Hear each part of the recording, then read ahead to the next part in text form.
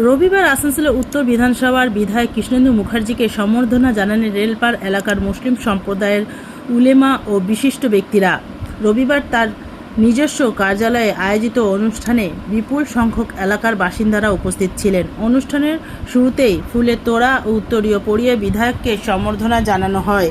এরপর এলাকার সামগ্রিক উন্নয়ন ও জনস্বার্থমূলক বিভিন্ন বিষয় নিয়ে একটি গুরুত্বপূর্ণ বৈঠক অনুষ্ঠিত হয়। বৈঠকে স্কুলের পরিকাঠামো উন্নয়ন, রাস্তার নির্মাণ, সংস্কার, হাসপাতালের পরিষেবা, পানীয় জল, বিদ্যুৎ সহ একাধিক নাগরিক সমস্যার কথা তুলে ধরেন উপস্থিত প্রতিনিধিরা। বিধায়ক কৃষ্ণেন্দু মুখার্জি বলেন, বিজেপি সবকা সাথ, সবকা বিকাশ, সবকা বিশ্বাস নীতিকে সামনে রেখে মানুষের সেবায় কাজ করে চলেছে। আসানসোল উত্তর বিধানসভা উন্নয়নের ধারাকে আরও গতিশীল করাই আমাদের প্রধান লক্ষ্য। আইন শৃঙ্খলা প্রসঙ্গে তিনি বলেন, যারা অন্যায় করবে তাদের কাউকেই ছাড় দেওয়া হবে না। আইন অনুযায়ী প্রত্যেকেরই বিচার হবে এবং আইনের শাসন অক্ষুণ্ণ রাখা হবে। অন্যদিকে মুসলিম সম্প্রদায়ের প্রতিনিধিরা এলাকার সার্বিক উন্নয়নের স্বার্থে বিভিন্ন দাবি ও সমস্যার কথা বিধায়কের সামনে তুলে ধরেন। বিধায়ক সেগুলো গুরুত্ব সহকারে বিবেচনা করে প্রয়োজনীয় পদক্ষেপ গ্রহণের আশ্বাস দেন। সম্প্রতি ও উন্নয়নের বার্তা নিয়ে অনুষ্ঠিত এই বৈঠককে ঘিরে এলাকার বাসিন্দাদের মধ্যে ইতিবাচক সাড়া লক্ষ্য করা যায়। Green Asansol, clean Asansol. আপনাদের শহর আসানসোলকে রাখুন সবুজ ও সতেজ।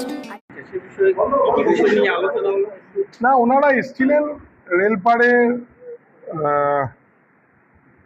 আমি জনপ্রতিনিধি হিসাবে আমাকে সম্মান দিতে এসেছিলেন ওরা। আমাকে সময় নিয়েছিলেন আমার কাছে, আমি সময় দিয়েছিলাম। আজ এসেছিলেন, ওনাদের কিছু কোয়ারিজ ছিল, কিছু বিষয় ছিল, কিছু মিসআন্ডারস্ট্যান্ডিংও ছিল। আমি বললাম আমাদের নীতি আছে সবকা সাথ, সবকা বিকাশ, সবকা বিশ্বাস আর সবকা প্রয়াস। সবাইকে নিয়ে চলাই হচ্ছে আমাদের নীতি। আমাদের এই আসানসোল নর্থ বিধানসভায় সবার বিধায়ক আমরা, যারা ভোট দিয়েছে তাদেরও বিধায়ক, যারা ভোট দেয়নি তাদেরও বিধায়ক। ওনাদের কিছু সমস্যা ছিল, কিছু রাস্তা, ড্রেন, কিছু মেডিকেল, ওখানে হসপিটাল নেই, কিছু বিষয় ছিল। এইসব কিছু বিষয় ওনারা কথা বলতে এসেছিলেন। আমি ওনাদেরকে আশ্বস্ত করেছি আমরা চেষ্টা করছি ওইখানে যা যা করণীয়, যা যা ডেভেলপমেন্ট সব জায়গায় হবে। আসানসোলের সমস্ত জায়গায় যেভাবে হচ্ছে ওই জায়গাতেও সেইভাবে ডেভেলপমেন্ট হবে। ওনাদের সব বিভিন্ন মসজিদ থেকে মৌলানারা এসেছিলেন অনেক সংখ্যায়।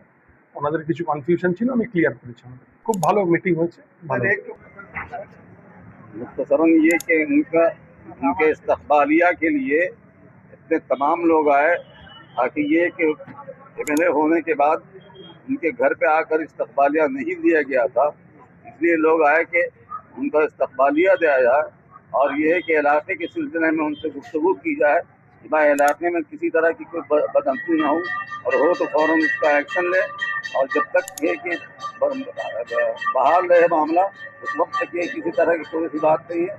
आप हमारे साथ हैं, हम लोग आपके साथ हैं।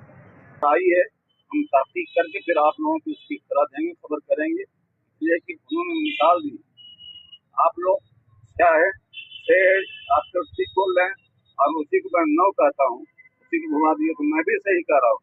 लेकिन उस मामले की तह तक जाना जरूरी है, ताकि आइंदा किसी तरह की कोई ऐसी बात नहीं हो।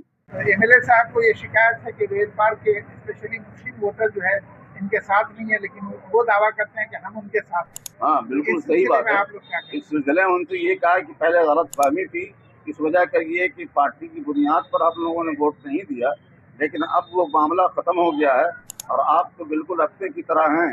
और इसके बाद ये कि जब भी वोटिंग होगी उस मामले में आपको इस पर शिकायत का मौका नहीं मिलेगा। मोहम्मद इस्लाम कमरी।